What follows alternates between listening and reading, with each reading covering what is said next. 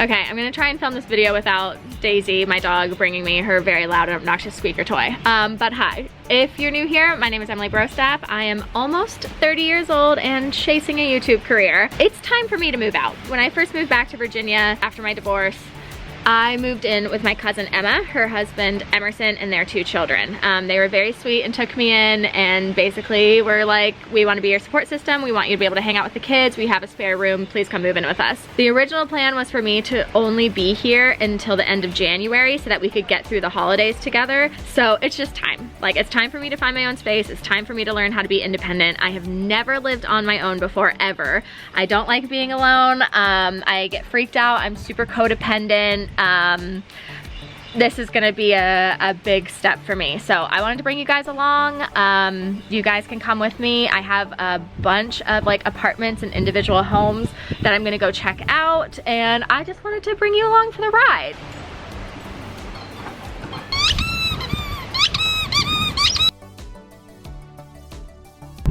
Okay, we are officially on our way to see a property that I think is gonna— missed the road. So I think this property is gonna work out. I'm not sure. We're gonna go view it. It's not part of a company. It's a guest home that's on someone's property, but it's 2 levels. Everything is included except Wi-Fi for like $1,300 a month, which is unreal and all I can afford right now. But yeah, we have to make sure we get good vibes from this guy and that there's a solid contract and like, I don't know, that we just like feel good about it. Okay, so we're about to pull up and I probably am not gonna film it because I don't wanna be weird. But yeah, we'll see if this works out. Okay, so we just left the house and I don't wanna say perfect, but like, it's real close. The guy seemed really nice. He was definitely like nervous and like a little bit awkward, but I kind of like that. I'd rather live with a man that's a little awkward and nervous than live with a douche. So I didn't get bad vibes from him. Did you? No. Okay. Yeah, I'm a little nervous to be living on like a single man's property. I don't know, because I just get nervous about everything. And he's renting out another room in his house to another man. So basically I'm gonna be living on a property with 2 single men. So that makes me a little nervous. But like I said, he seemed really sweet and kind. So we're gonna roll with it.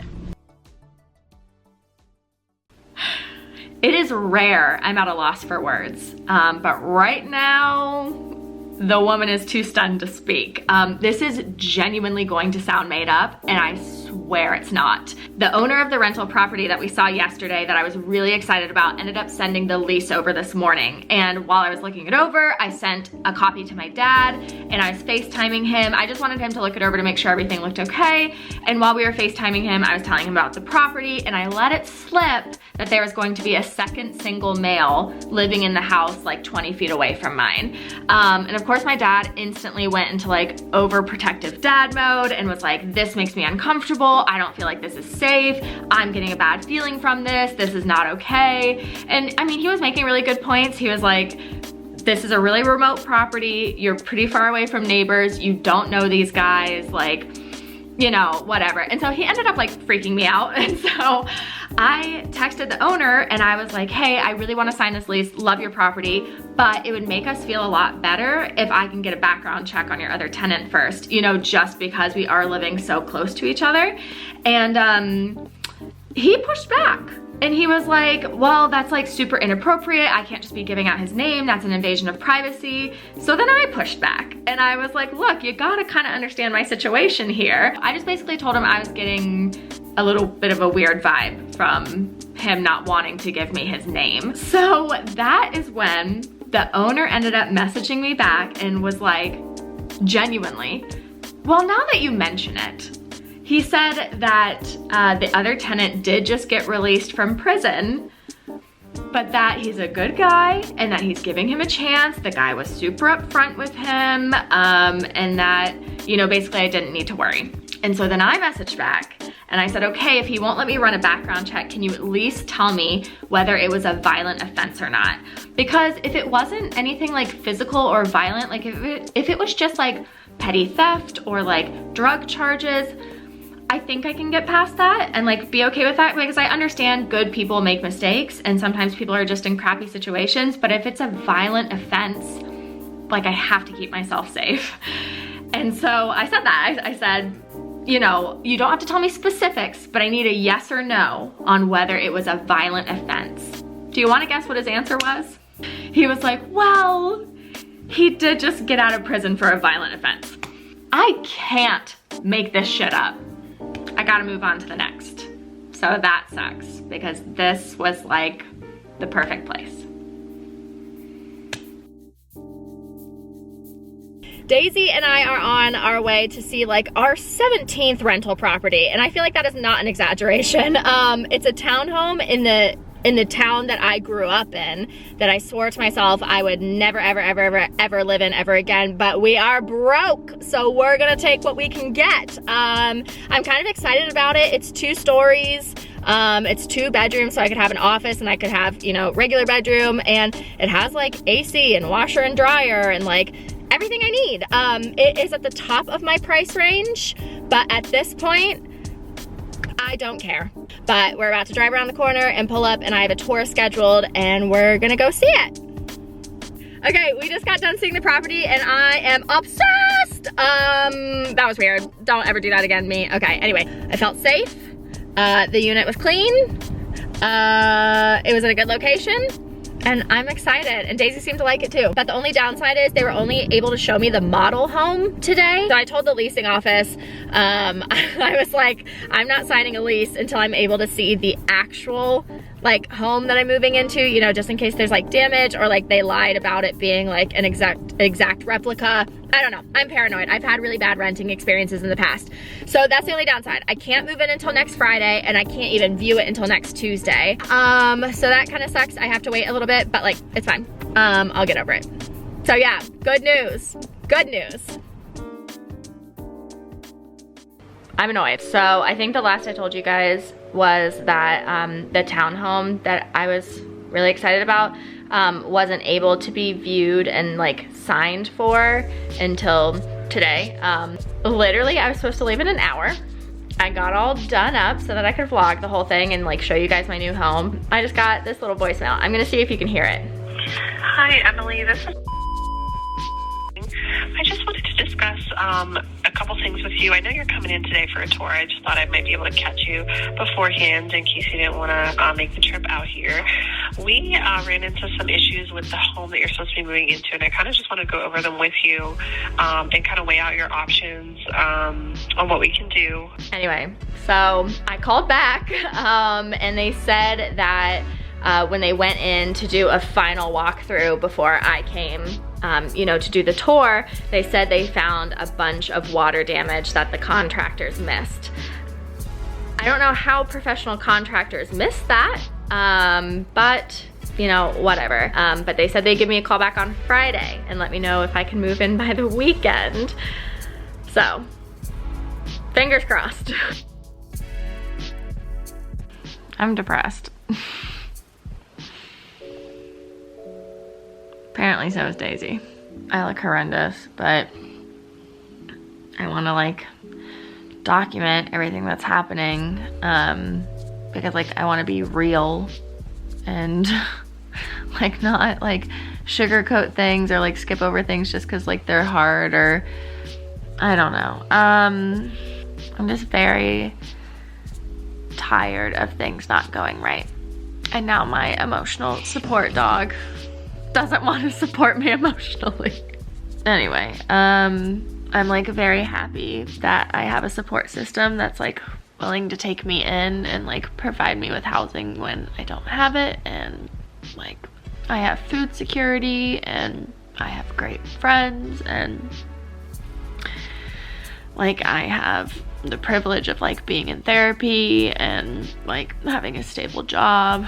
So like sometimes I feel silly complaining because I feel like I have so much more than like other people, but like that's a concept I've been working on in therapy, is like, you know, just because someone else has it worse does not mean that, you know, my feelings aren't valid. But I'm just so tired. Like and it's dumb. It's gonna sound so dumb by the time I'm done talking about it, but like, I found that townhome and I was really excited to move in. And then once again, I got a call and they said that they went to go do a final walkthrough before I arrived to look at the unit, and they found bugs in the kitchen. So first time it was damaged, this time it was bugs. And you know, I was trying to be nice because obviously it's not their fault and like they're looking out for me. But I was like, okay, how much longer is this gonna set me back? And they basically said, well, now your unit's probably not gonna be ready until the end of the month. I've been living with my 2 friends since October. I like very much feel like a burden right now, and they are not like making me feel that way. Like they keep telling me like how much they love having me here, and like how much the kids love having me here, and like how helpful I am when I don't have like a crazy amount of work, and like it's not them. Once again, it's all in my own head. I feel like a burden. I've felt like a burden my entire life to everyone. and I don't know. And so for my date to get pushed back again, it's just like, it's like another week that I have to ask if it's okay that I stay here. And the fact that they said like it might be ready by the end of the month, it's just, I don't know. It's just too much going on right now. I'm like waiting to catch a break and it just hasn't happened yet. And it's just exhausting sometimes. And obviously it's really affecting Daisy too, as you can see. But yeah, every little minor thing that happens to me that like sets me back or is like inconvenient, as small as it may seem to other people, it's just always this big slap in my face that like, this is not what I pictured my life being like. I'm just gonna accept my feelings for what they are, and tomorrow's a new day, and you know, I'm just gonna figure it out. It's what I always do. I always just figure it out.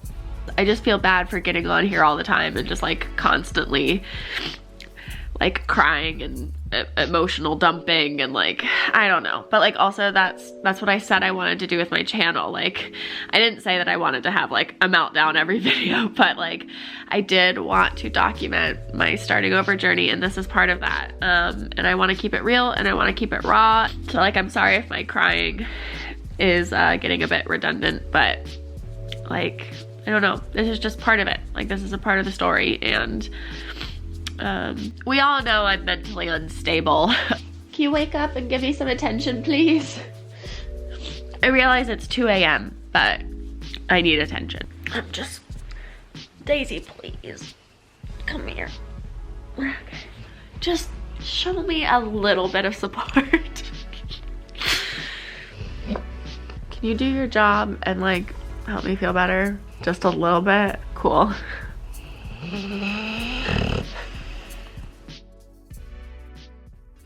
So I have a bit of an update. Okay. All right, say it again. I need you to move out here by July 1st to be my full-time assistant. Let's get it.